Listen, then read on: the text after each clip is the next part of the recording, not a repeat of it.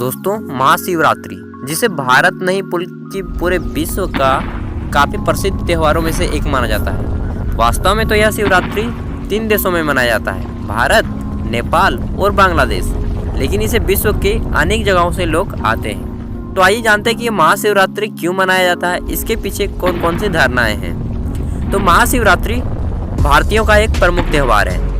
यह भगवान शिव का प्रमुख पर्व है और यह फागुन के कृष्ण चतुर्दशी को मनाया जाता है।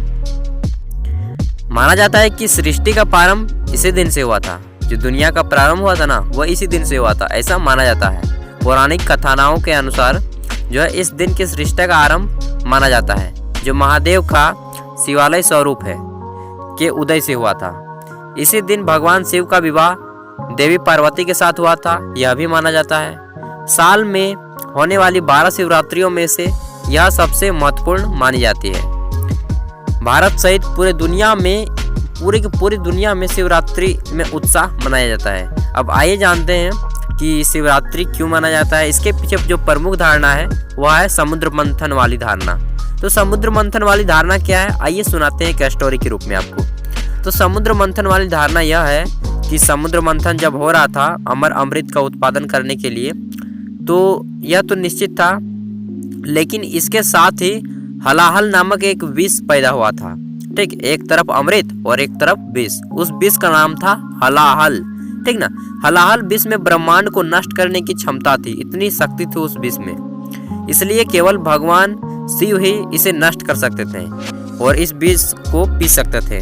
भगवान शिव ने हलाहल नामक विष को अपने कंठ में रख लिया, पी गया और अपने कंठ में रख लिए।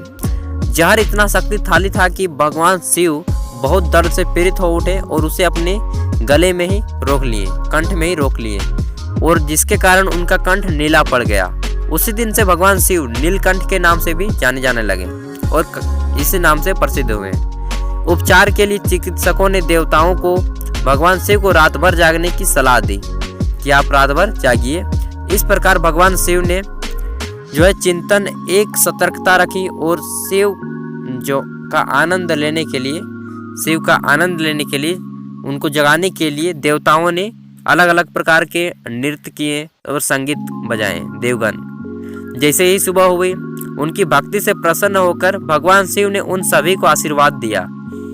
शिवरात्रि इस घटना का उत्सव है, यह भी माना जाता है, जिससे शिव ने दुनिया को बचाया और तब से इस दिन शिवरात्रि के रूप में मनाया जाता है। यह दूसरी अवधारणा। पहला थी शिव पार्वती की विवाह की अवधारणा, दूसरी है समुद्र मंथन की अवधारणा है, और तीसरी है शिकारी कथा।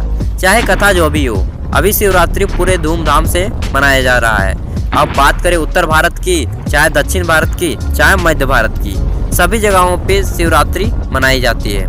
और भारत में उज्जैन नामक और खजुराहो, इन जगहों पे तो विशेष रूप से शिव में जो है, शिव पुराण के अनुसार महाशिवरात्रि में पूजा में 6 वस्तुओं को अवश्य शामिल किया जाना चाहिए। वे कौन कौन, सुनिए। शिवलिंग का पानी, दूध और शहद के साथ अभिषेक कीजिए।